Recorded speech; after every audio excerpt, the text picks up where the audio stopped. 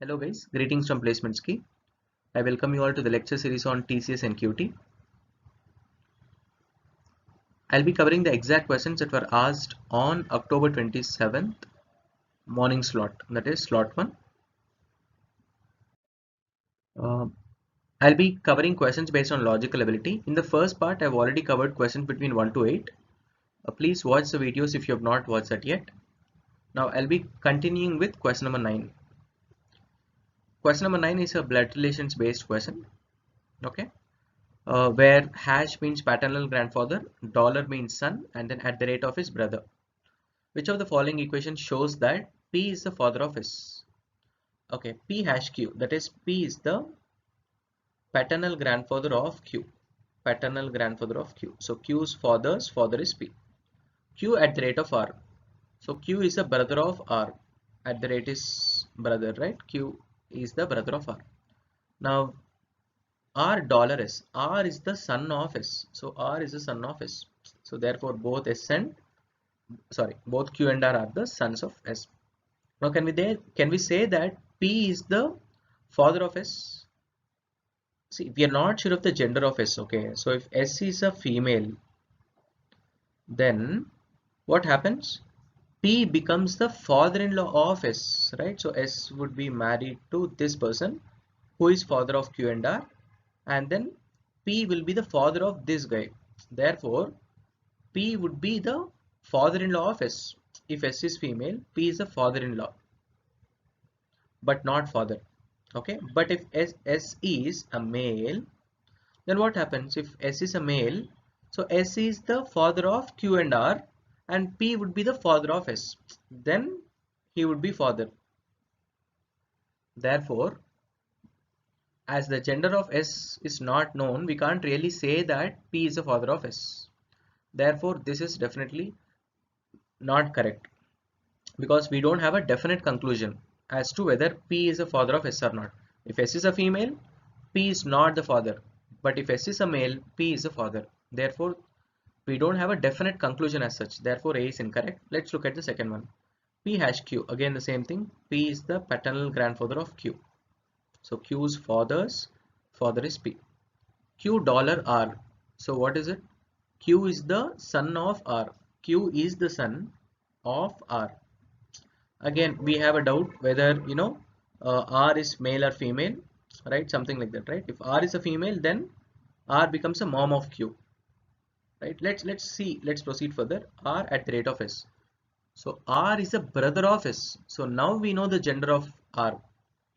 Now we know the gender of R. Therefore, R is the brother of S. So therefore, R is the father of Q, right? So therefore, we can say that P is the father of R as well as S. Therefore, option B is the right answer. Is that clear? We see the problem with the gender is cleared here. We know that R is the father of Q, and then R is a brother of S. Therefore, clearly P is the father of both R and S. Let's still try with the third and the fourth options. Okay, P dollar Q. So dollar is son, right? So P is the son of Q. P is the son of Q. Okay. Q hash R. So that is Q is the paternal grandfather of R. Okay. So there are two possibilities. So R can be P son or Q can have one more son. Q can have one more son. Or let me write it like this. Let's say you have P here. Okay. Q is a. Okay. Let me draw from the beginning. So P dollar Q. So P is the son of Q. Okay. So that we already had it. So P is the son of Q. And then we have Q hash R, that is Q is a paternal grandfather of R. Now Q can have one more son, and then whose son can be R, or whose son or daughter can be R. Is that clear? So therefore we can't really form uh, blood one exam family tree as such. Is that clear? We just know that R is the paternal or Q is the paternal grandfather of R. Okay, and then so Q can have one more son whose son or daughter can be R. So we have two possibilities. Then R at the rate of S. So R is a brother of S. R is a brother of S. brother of S. Okay. Now can we say that P is the father of S for sure? No. In the first case, yes, P is the father of S, whereas in the second case, P is the uncle of R and S. So therefore, P is not the father. So we are getting two possibilities. Therefore, this is incorrect. Let's also look at the last one. P at the rate of Q. P is the brother of Q. I'm drawing all the family trees just for your understanding so that you can also learn the concept behind this. Okay. P at the rate of Q. So P is a brother of Q. Q dollar R. That is Q is the son of R. So you have R. Okay. Then R hash S. So R is a paternal grandfather of S. Right. So now we have again two possibilities. So R can either be P son, or let me name it as R1, or R can be what? So R dollar S, right? So I'm sorry. So it is S here, right? So because we have what? R is a paternal grandfather of S. So S can be either P son or S can be Q son, or yeah, I think there are two possibilities with P and Q alone, or they can have one more brother and whose son can be S because he's paternal grandfather, father's father, right? Okay. So there are multiple possibilities here, right? So can we exactly say as to P is the father of S? In this case, yes. But in these two cases, no. Here P becomes the uncle of S. Therefore, this is also incorrect. Therefore, clearly option B is the right answer. Okay. Question number 10. Six friends A, B, C, D, E, F are standing in a row facing east. Now we have a few constraints given. Let me start with this because it's very specific, right? D is to the right of E and left of C. D is to the right of E, and D is to the left of C. This is what we have, right? Then E is in between D and F. E is in between D and F. Yeah, E is in between both D and F. Then C is in between B and D. C is in between B and D. Okay. Now if A is standing to the extreme right in the row, so A is standing to the extreme right. Now, who is on the extreme left? See, there are six friends. We've already arranged five, and we are told that A is to the extreme right. Therefore, this is the arrangement that we have got. Now, therefore, if A is to the extreme right, so who sits to the extreme left? F sits to the extreme left. Therefore, option A is the right answer. Again, there are five persons, and then who sits in the middle? Okay, this is data sufficiency based question.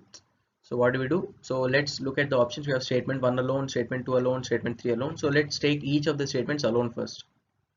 Let's take the first one alone. P is in between R and Q. Q is to the left of P. Q is to the left of P. And P is between R and Q. P is between Q is here. Therefore, R is supposed to be here. Right? So this is what is the combination that we have got. But can we really say who sits in the middle? Because we are not sure of the other two. Other two can occupy any positions. The other two can sit here, or other two can sit here, or other two can sit in between P and R or Q and P, right? There are many possibilities. Therefore, you can't really find as to who sits in the middle. So statement 1 alone is insufficient. So D is definitely incorrect. Let's look at the second statement alone. Clearly, second statement alone also you can't answer because you only have information about T, Q and S. So let's write the possibilities as well. T sits between Q and S. So it can be so, or it can also be so, right? S can sit to the left or to the right of T. There are two possibilities. Again, as told earlier, statement 2 alone is insufficient because we only have information about T, Q and S. So option B is also incorrect. Let's take statement 3 alone. What do we have? Statement 3 alone. T is on the left of Q, okay? T is on the left of Q but right of S. Okay, so this is what we have, S, T and Q.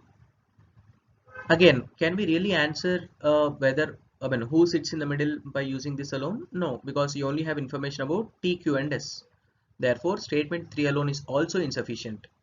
Therefore, clearly option C has to be the right answer. Let's also prove that, okay? What is that? Statements 1 and 3 we are combining. This is 3 and this is 1, Q, P and R. So therefore, P and R should sit to the right of Q. So if I write that as well, P and R QPR if you are combining statement 1 as well as 3. So P and R should sit here. So there are 5 friends and the 5 friends are arranged. Therefore, we can answer that Q sits in the middle. So on combining statements 1 and 3, we are able to answer the question. Therefore, option C is the right answer. Okay, our city has got the maximum rainfall this year in comparison to the last 10 years. So what should be the assumption? The assumption has to link the maximum rainfall this year in compared to the last 10 years, right? So the assumption should link these two. That means in the last 10 years, the rainfall is not as much as that is this year, right? That should have been the assumption. Now, if you look at the assumptions, the city was facing drought since last 10 years. That means even now, this statement means that even now the city is facing drought. But we know that the city has got the maximum rainfall this year. This is, it is completely contradictory to what is given in the statement as such. So this is incorrect. This is definitely not the assumption. Because it says that it was facing drought since last 10 years. That means even now the city is facing drought, which goes against the statement given. So the assumption 1 is incorrect. And then many areas in the city got flooded due to such heavy rainfall. Okay, this is the effect of what? Effect of the maximum rainfall now. Okay, due to heavy rainfall, this is what is happening. It is the effect of the heavy rainfall. Okay, but it is not an assumption, an implicit assumption as such. Therefore, the assumption second one is also incorrect. Therefore, neither 1 nor 2 is implicit. Therefore, option C is the right answer. Okay, the next one. Okay, okay, question number 12. So no poet is singer, all poets are dancers. So no poet is singer. So if you look at it, no poet is singer. So poet is here and then we have singer here. Okay, there is no link between poet and singer at all. Okay. Now the next one, all poets are dancers. All poets are dancers. Okay, this is how we can draw. Okay. See, I'm just drawing a because the entire poet has to be within dancers. Okay. So this is how we am drawing. Now can I say no singer is a dancer at all? Yes. In this case, no singer is a dancer. But can we say it every time? Not really. Because let me draw it again. No poet is singer. That is fine. But you can also draw dancers something like this, right? Just that we only know that all poets have to be within dancers. That's it. If you look at it, we can also draw dancers something like this, where there is an intersection between dancers and singers, right? So can we say that no singer is a dancer for sure? No, not really. For the same reason, no dancer is a singer. No, because there can be an intersection between dancers and singers. Therefore, neither conclusion 1 nor conclusion 2 follows. Please remember, if we are concluding something, we'll have to be first sure of it, as in it should satisfy all the possible Venn diagrams. In this case, there is no link between singer and dancer, yes. But if you take this possible Venn diagram, there can be a link between singer and dancer. Therefore, it is not satisfying this Venn diagram. Therefore, this conclusion is incorrect. Okay, in a group of 6 friends, P, Q, R, S, T and U of different ages, but all have their birthdays on the same date. The youngest is 17 and the oldest is, there are a few conditions given with respect to the birthdays, as in with respect to their ages as such. Okay, there are 6 friends. Now, let me name 1, 2, 3, 4, 5 and 6 here. Clearly it's given that, the oldest is T, who has 22 years. Okay, so this is T and then the age is 22 years. That is given. Similarly, they've given that Q is the youngest of all, where is given the youngest is 17 years old and then Q is 17 years old. Youngest is 17, Q is 17. So Q is the youngest with 17 years of age. Okay. Now let's try to write down a few constraints trying to find the remaining combinations here. Okay, U is somewhere between Q and S. You know that Q is the least of all, therefore U's age should be greater than Q. But U's age should lie between Q and S, therefore S should be greater than U. Yes, usage is lying between Q and S. This is fine. Now again, what do we have? P is greater than Q. Absolutely, P or any other friend's age will be greater than Q because Q is the least. So this is not adding anything to our constraints here, right? So P greater than Q, that's fine. R is older than S. R is older than S. So this is the these are the possible. This is a possible inequation that we get here. Is it clear? Now, which of the following could be the age of S and R respectively? So let me fill the grid here. If it is 17, if it is 22, it is supposed to be 18. This is 19, this is 20 and 21. Okay. Now we know that there are at least uh, 3 people ahead of R in age. I mean, sorry, not ahead. I would say who are below the age of R. So what I'm trying to say is R, can it really occupy this position R? No, because R's age is greater than SU and Q, which is not possible, right? So R can't occupy this. Similarly, can R occupy this position? No, because we need at least 2 people, if not Q, lesser than R's age. So this is also incorrect. Therefore, R can occupy either this position so that S and U can come here. Okay. Let me write that here. Okay, R can occupy this position so that S and U can come here and Q comes here, or R can occupy this position. There are only 2 possible cases for R, either 20 or 21. Let me write it here. R can be 20 or R can be 21. If R is 20, then we know that S has to be 19, right? S has to be 19. Or if R is 21, you know that S can either be here or here, because if not S, you only have U to be filled. U, if it gets filled here, yeah, so S can either occupy this position or this position. There are 2 possibilities for S. So therefore, if R is 21, S can either be 20 or S can be 19. So these are the combinations that we have. Let's look at the options. What are the possible ages of S and R? This is S and this is R. So if R is 20, we know that S has to be 19, but S is 18 in this case, which is incorrect. Similarly, this is S and R, right? R is 18, not at all possible, right? Because R's value can either be 20 or 21. And then if R is 21, okay, this is R and this is S, right? Can S be 19? R is 21, S is 19. Yes, possible in this case. Therefore, option C is possible. And then the next one, R is 20, S 17. S 17 not at all possible. S can either be 19 or 20. Therefore, this is also incorrect. Therefore, clearly option C is the right answer. Let's look at the next question. The number of students studying in 6 different disciplines of college are given below. Okay, there are 6 different disciplines. Considering the data for both social science and humanities,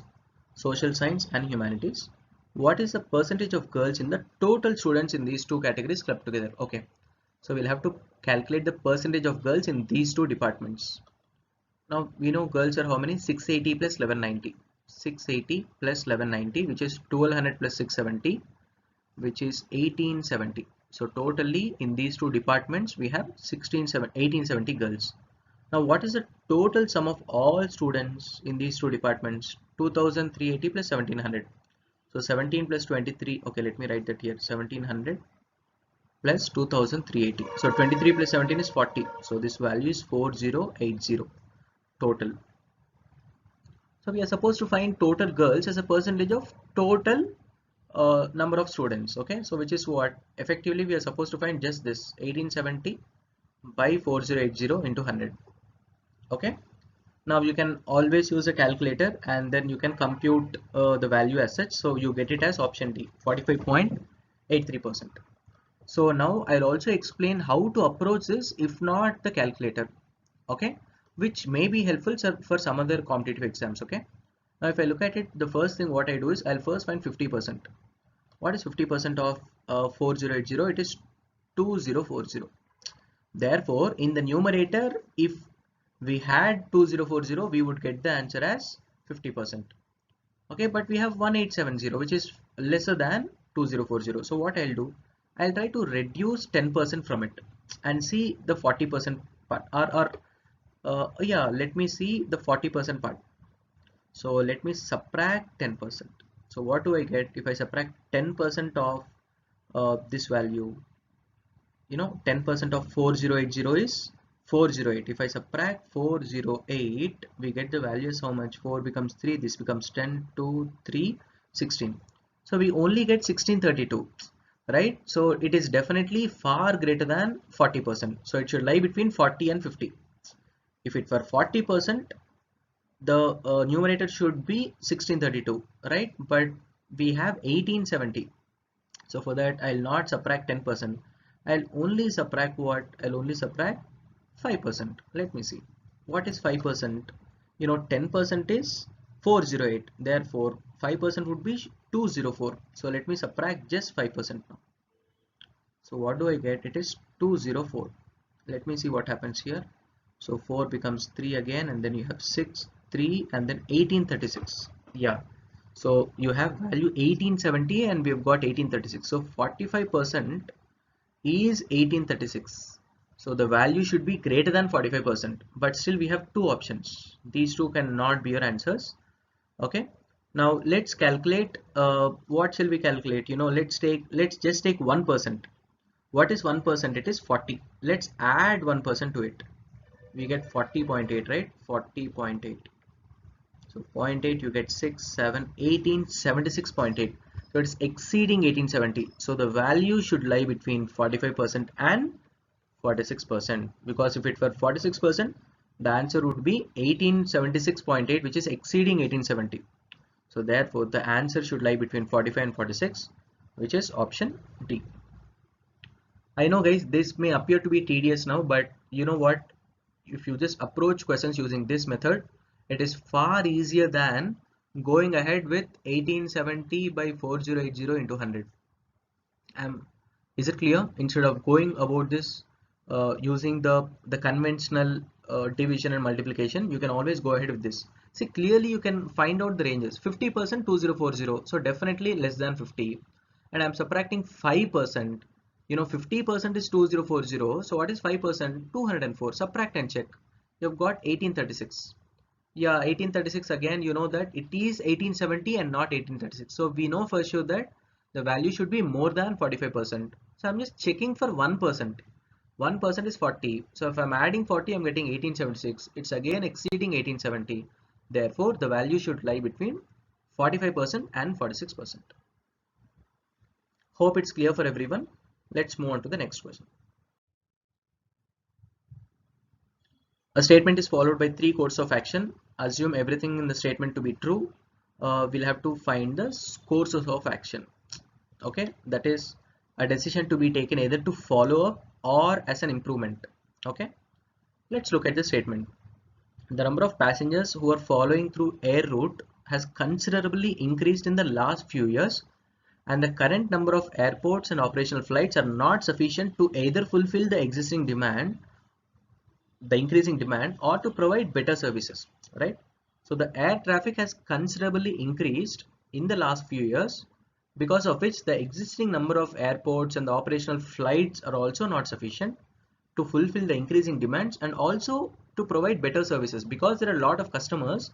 The existing the employee strength is insufficient to provide better services. So what can be the course of action? See, let's not look at answer options at all. So we'll have to either increase the number of airports and flights, or we'll also have to increase the number of employees to provide better service, right? So these can be the possible course of action, right? Let's look at them. All the passengers should be asked to use other modes of travel in future. Can this be a practical suggestion at all? Not really, because we clearly know that there is an increasing demand. That is, people are opting flights because they want to reach their destination earlier. It just hardly takes like 1 to 2 hours, right? If you want to go anywhere in India, the travel time is like hardly 2 hours if you take flights. But people are preferring that because they want to reach their destinations earlier in just 1 to 2 hours time. So you can't really ask them to prefer other modes of travel, because there is a demand here.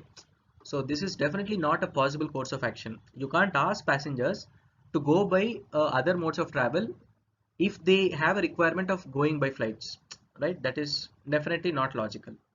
Let's look at other course of action. The aviation ministry should, further strengthen air infrastructure as the traffic demand is high. Exactly. This is what we were referring to. We need to increase the number of airports. We need to increase the number of flights to fulfill to fulfill the existing demand. So this is definitely a possible course of action. Then more staff should be appointed to provide better services to the increasing number of passengers. Exactly. So here we were told, right? So like to provide better, they were not able to provide better services due to increasing demand. So therefore we are saying, okay, then hire more staff to provide better services to cater to the increasing number of passengers. So this also makes sense, but not the first one, right? People are preferring to use the flights to reach their destination. So then you can't ask them not to take flights, right? The very purpose of uh, using flights gets defeated there, right? Therefore one is not correct, whereas 2 and 3 follow. Therefore option C is the right answer.